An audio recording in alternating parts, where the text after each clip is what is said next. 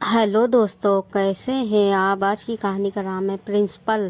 दीपक अपने पिता से बोला, पापा स्कूल में नई प्रिंसिपल आई है। जगदीश बोला, अरे दो बेटा, हमें उसका क्या करना। दीपक बोला, उसका नाम सुनोगे तो उछल पड़ोगे पापा।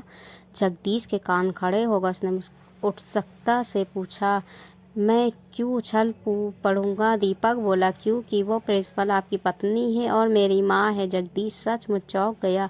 जगदीश खुद को शांत दिखाता हुआ बोला, वो तुम्हारी माँ ज़रूर है बेटा, मगर मेरी पत्नी नहीं है। मेरा और उसका कोर्ट में राजीनामा हो चुका है। अब वो किसी और की पत्नी होगी। उसकी बात मत करो, उससे 25 साल हो गए यहाँ से गए हुए। अब तो हम लोगों को भूल चुकी होगी। कहते हुए जगदीश खड़ा हो गया। अचानक से कौशल्या के गांव में लौट आने की खबर से जगदीश विचलित सा हो गया था। उसने बेटे को उसकी चर्चा करने से मना कर दिया था, मगर खुद उसके अंदर एक तूफान सा उठ रहा था। वो 13 साल तक उसकी पत्नी बनकर उसके साथ रही थी। जीवन के बहुत सारे हसीन पल उसके साथ गुजारे थे। बहुत सारी खट्टी मीठी यादें जुड़ी हुई थी कौशल्या के साथ। जगदीश के पास वो यादें ही तो पूंजी थी, क्योंकि कौशल्या के जाने के बाद उसने दूसरी शादी नहीं की थी। खेत में मूंगफली की फसल लहरा रही थी। जगदीश बेटे के साथ फसल की निराई गुड़ाई में लगा हुआ था, मगर कौशल्या की चर्चा होते ही उसका मन खराब हो गया। वो दीपक से बोला, बेटा मैं घर जा रहा हूँ, कुछ देर बाद बहू तेरा खाना लेकर आ जाएगी। दोनों मन लगाकर काम करना, मुझे बाजार जाना है, कुछ ज़रूरी सामान खरीद कर लाऊंगा। दीपक समझ गया था कि पापा डिस्टर्ब हो गए हैं। बाजार जाने का तो सिर्फ बहाना है। वो घर जाकर कुछ पल अकेले में बिताना चाहते हैं। दीपक 37 साल का हो चुका था। खुद 10 साल के बेटे और 8 साल की बेटी का बाप था। वो अपने पिता की आदतें अच्छी तरह से जानता था। साथ में दीपक खुद भी परेशान था। आखिर कौशल्या उसकी भी तो माँ थी। बरसों बाद माँ से सामना होगा तो क्या होगा।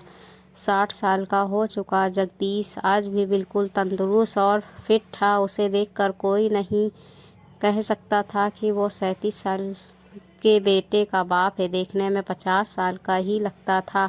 कौशल्या से शादी हुई थी तब जगदीश 10वीं फेल था, मगर कौशल्या 12वीं पास थी। पढ़ाई का यही अंतर आगे जाकर बहुत बड़ा हो गया था। कौशल्या पढ़ाई में बहुत होशियार थी। वो पढ़ लिख कर कुछ बनना चाहती थी। जगदीश उससे बहुत प्यार करता था, इसलिए उसकी हर ख्वाहिश पूरी करने के लिए तैयार हो जा गया।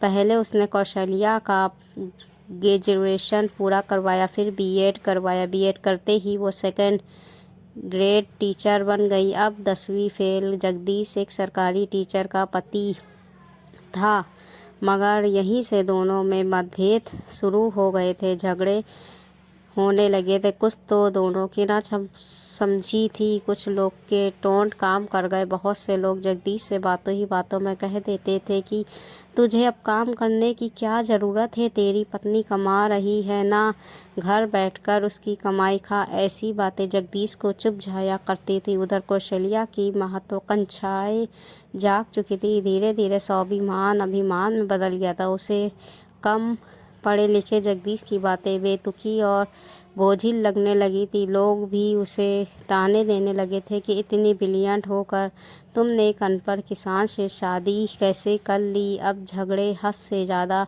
बढ़ने लगे। तब एक दिन खुद जगदीश ने कौशल्या से कह दिया कि अब हमारा एक छत के नीचे रहना मुश्किल है। जाओ, तुम्हें रिया किया, अपनी अलग दुनिया बसा लो। फिर दोनों की रजामंदी से कोर्ट में दोनों का तलाक हो गया। तलाक के समय उनका बेटा दीपक 10 साल का था। उसने माँ के साथ जाने से साफ मना कर दिया। इस तरह कौशल्या बेटे और पति को छोड़कर चली गई। जगदीश बेटे को खेत में छोड़कर घर के लिए निकल पड़ा था। वो सोच रहा था कि इतने वर्षों बाद वो बिल्कुल बदल गई होगी, मगर जब सामने आएगी तब वो उससे मिलेगा कैसे, क्या कह कर बुलाएगा। जब साथ रहती थी तब वो उसे कौशल्या कह कर बुलाया करता था, मगर अब तो वो बहुत बड़ी मैडम बन गई हैं। कौशल्या कह कर तो नहीं बुला सकेगा। विचारों में उलझा हुआ था वो घर पहुंचा, फिर कुछ पैसे लिए और बाजार चला गया। पिछले 6 महीनों से जगदीश ने नए कपड़े नहीं खरीदे थे, मगर आज वो नए कपड़े खरीदने चला आया था। उसका मन था कि अगर कौशल्या से उसका सामना हो तो फटे पुराने कपड़ों में ना हो। उधर कौशल्या 25 साल बाद उस गांव में आई थी जहां उसकी जिंदगी के 13 महत्वपूर्ण साल गुजरे थे। वहां उसका पति और बेटा रहता था। उस मिट्टी से बहुत सारी यादें जुड़ी हुई थी। इत्तेफाक से कौशल्या का ट्रांसफ़र उस गांव में हो गया था जिस गांव को वो 25 साल पहले वापस लौट कर न आने के लिए छोड़कर चली गई थी। 57 साल की कौशल्या बहुत बदल चुकी थी। अब वो बहुत कम बोलती थी। रोबदार और गंभीर चेहरे के साथ उसका व्यक्तित्व पूरी तरह परिवर्तित हो चुका था। स्कूल में ज्वाइन करने के दूसरे दिन कौशल्या ने सभी कक्षाओं के हाजिरी रजिस्टर अपने कक्ष में मंगाए और हर बच्चे के नाम और पिता के नाम को गौर से पूछने लगी। नारी सुलभ इच्छा के अधीन होकर वो ये देखना चाहती थी कि उसके बेटे दीपक के बच्चे इस स्कूल में पढ़ते हैं या नहीं। अचानक उसे 25वीं कक्षा के रजिस्टर में एक हरीश नाम का लड़का मिला और जिसके पिता के नाम के आगे दीपक लाला लिखा हुआ था। कौशल्या खुद को रोक नहीं पाई। वो तुरंत 5वीं कक्षा में पहुंची। कक्षा में पढ़ा रहे अध्यापक से उसने कहा, आप कुछ देर स्टाफ रूम में बैठिए, मैं ज़रा बच्चों से परिचय कर लूँ। कक्षा में प्रिंसिपल मैडम पहली बार आई थी। सभी बच्चे टुकुर टुकुर उसके मुंह की तरफ देख रहे थे। हठात अचानक एक लड़के पर कौशल्या की नज़र पड़ी। उसे ऐसे लगा जैसे 10 साल का उसका अपना बेटा दीपक उसके सामने बैठा। वही चेहरा, वही नैन नक्श। वो समझ गई यही हरीश है, उसके बेटे का बेटा, उसका पोता, उसका अपना खून, उसका अपना अंश बिल्कुल अपने बाप पर गया है।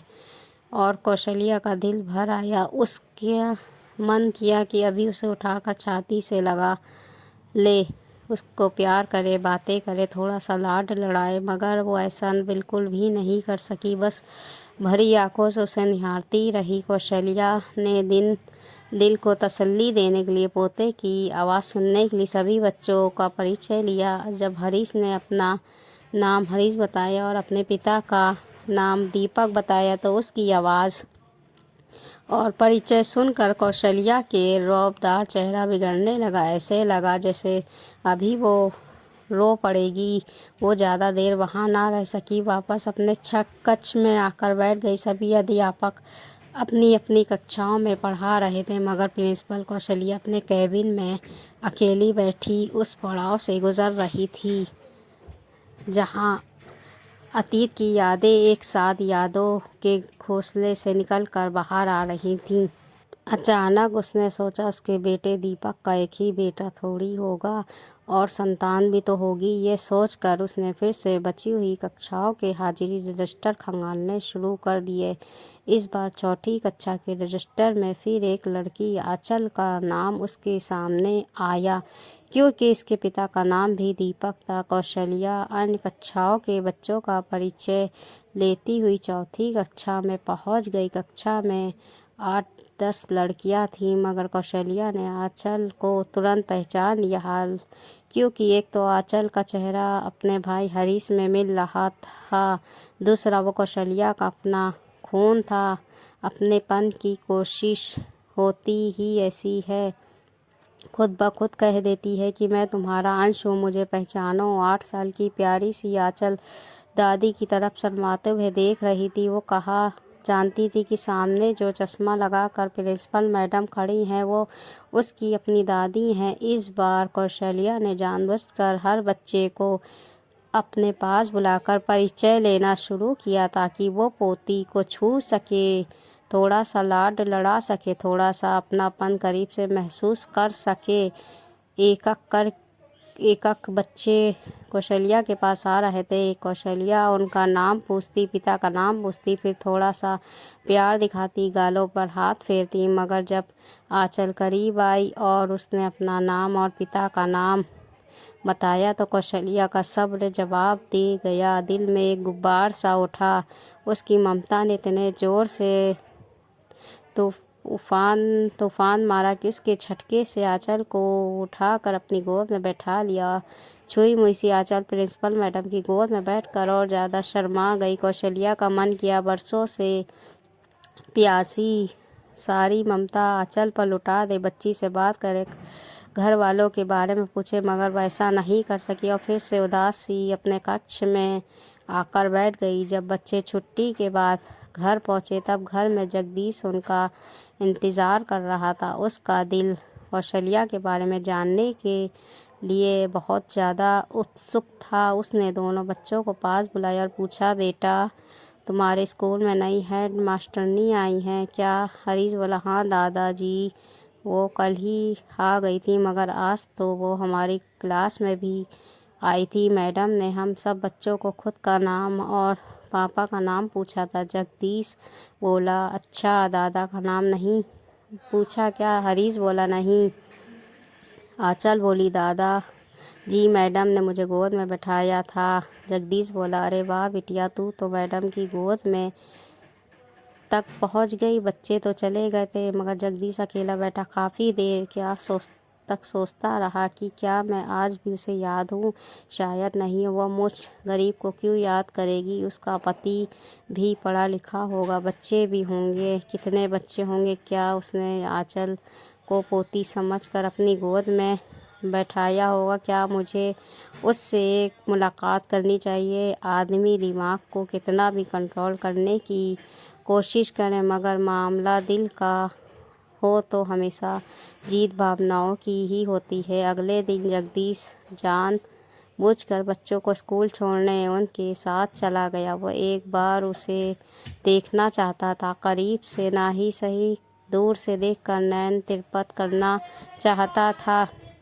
वो स्कूल के गेट के बाहर खड़ा हो गया। बच्चे अंदर चले गए।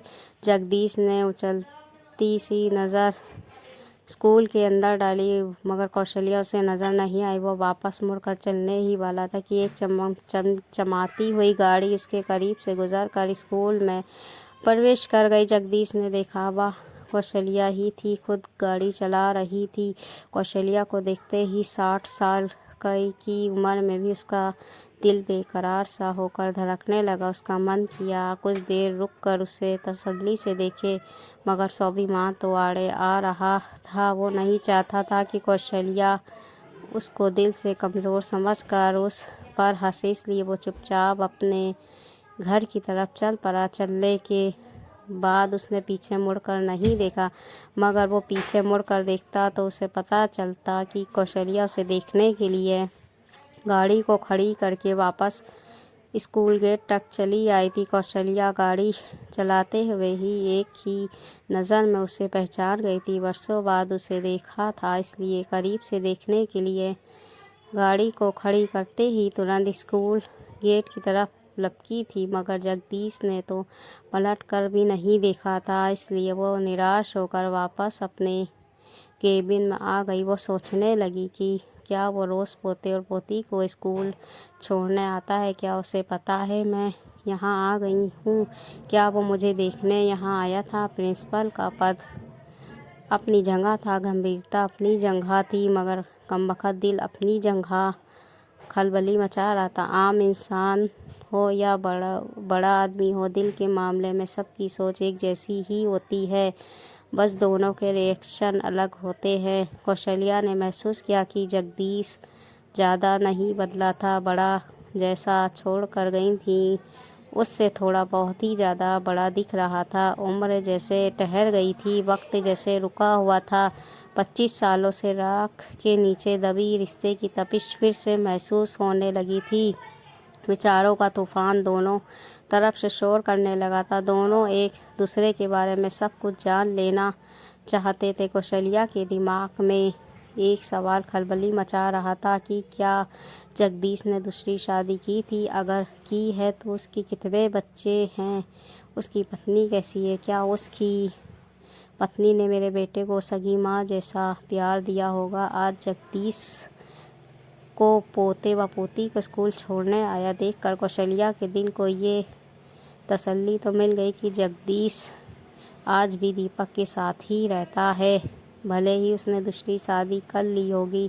धीरे धीरे वक्त गुजरने लगा। जगदीश दोबारा बच्चों को छोड़ने स्कूल नहीं आया। उधर कौशल्या ने भी बच्चों से दोबारा बात नहीं की। ऐसे लगने लगा कि दोनों तरफ से भावनाओं को दबा लिया गया है। एक बार फिर से सब कुछ शांत हो गया था, जैसे पिछले 25 साल से सब कुछ शांत पड़ा था। किसी ने एक दूसरे के बारे में जानने की कोशिश नहीं की थी। वैसे भी अब भी सब कुछ शांत होता दिखाई दे रहा था। इंसान व्यक्तिगत रूप से भावनाओं का समायोजन कर सकता है, मगर दुनिया अपनी चर्चा करना नहीं छोड़ती। धीरे धीरे कुसुर पुसुर होते होते पूरे गांव को पता चल गया कि स्कूल प्रिंसिपल जगदीश की तलाकशुदा पत्नी है। गांव को पता चला, तब स्कूल के बच्चों को भी पता चल गया। स्कूल के बच्चों को पता चला, तब आंचल और जगदीश को भी पता चल गया कि वो उसकी दादी है। फिर एक दिन 10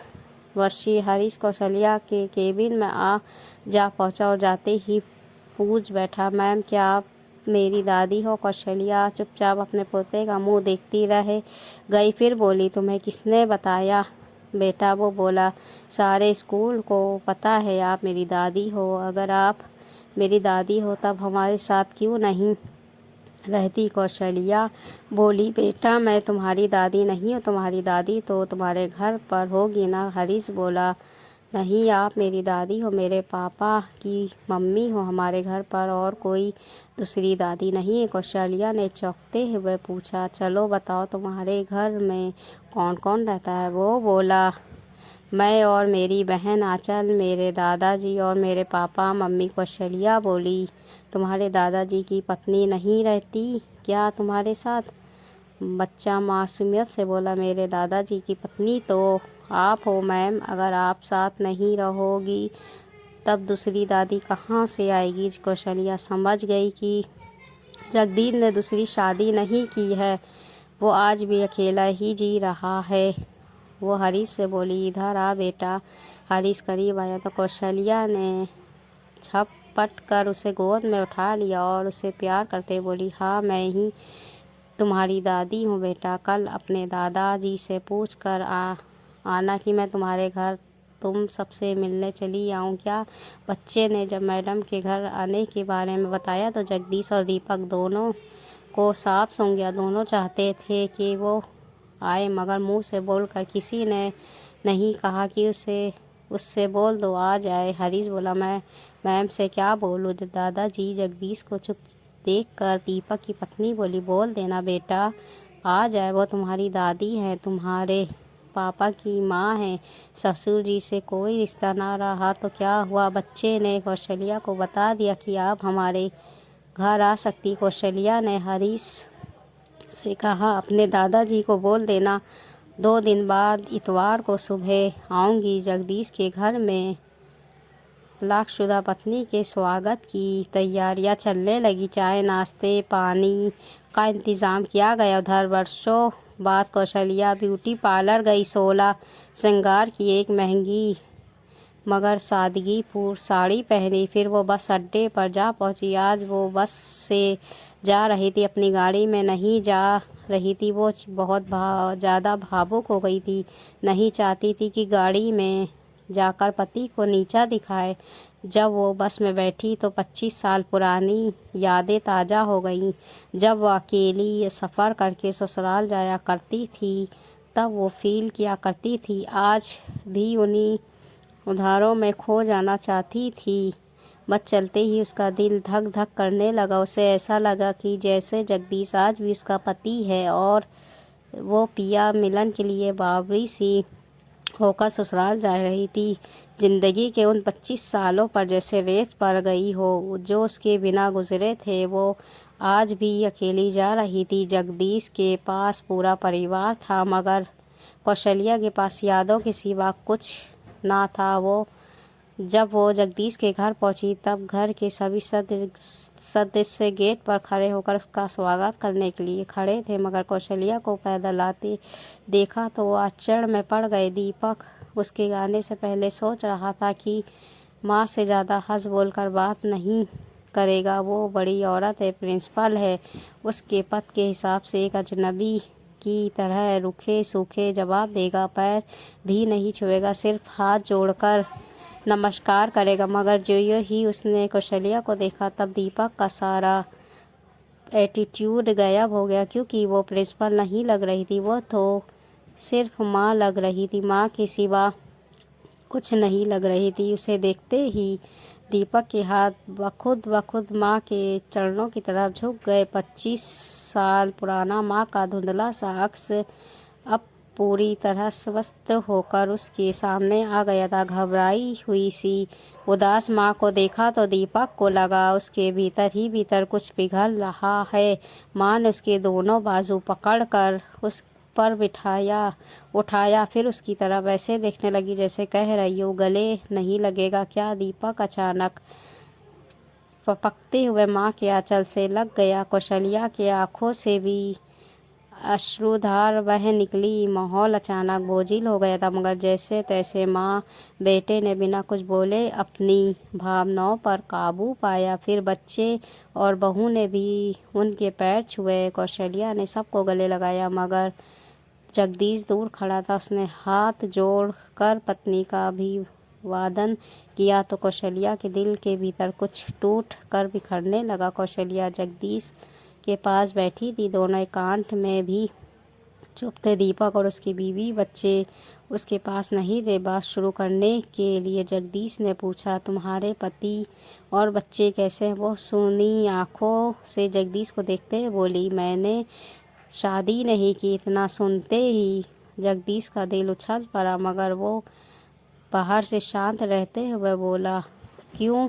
वो बोली, आपने भी तो नहीं की दूसरी शादी? जगदीश बोला, बेटे के लिए सौतेली माँ नहीं लाना चाहता था, इसलिए नहीं की। मगर तुम तो फ्री थी। वो उदास होकर बोली, एक औरत की शादी एक ही बार होती है, दूसरी मर्द को शरीर सौंपना खुद को ख़त्म करने जैसा है। मैं ख़त्म नहीं होना चाहती थी, इसलिए अकेले जीना मंजूर कर लिया। वो झिलकते हुए बोला, तो लौट आती। कौशल्या ने झटके से सर उठाकर उसकी तरफ देखा, फिर बोली, किस हक से लौट आती? तलाक जो ले चुकी थी मैं तो ना समझ थी, मगर आप भी उस वक़्त कितने ज़्यादा चिड़चिड़े हो गए थे। आप पर भी गुस्सा आता था, पछतावा होता था, मगर जब तक समझ आई तब तक बहुत देर हो चुकी थी। धीरे धीरे अकेले रहने की आदत पड़ गई। जगदीश बोला, सच कहती हो, उस समय हम दोनों ही गलत थे।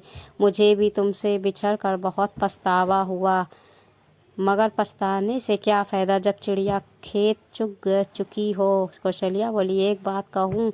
वो बोला, क्या? वो भरे गालों से बोली, मेरा वनवास ख़त्म कर दो, थक गई हूँ अकेले चलते चलते। अब थोड़ी सी सुस्ताना चाहती हो, परिवार के साथ रहना चाहती हूँ। जगदीश की आंखों में खुशी के आंसुओं की झड़ी लग गई थी, चेहरा बिगड़ने लगा था। पता ही नहीं चल रहा था वो हंस रहा है या रो रहा है। दीवार के उस पार खड़ा दीपक और उसकी पत्नी दोनों कान लगाकर सुन रहे थे। दीपक पत्नी का हाथ पकड़कर दूर ले जाता हुआ खुशी में चहकता हुआ आंसुओं को रोकता हो गया, बोला, माँ लौट आइए। जगदीश बोला, तलाक के कागज़ों का क्या होगा? कौशल्या ने बोली, फाड़ देंगे।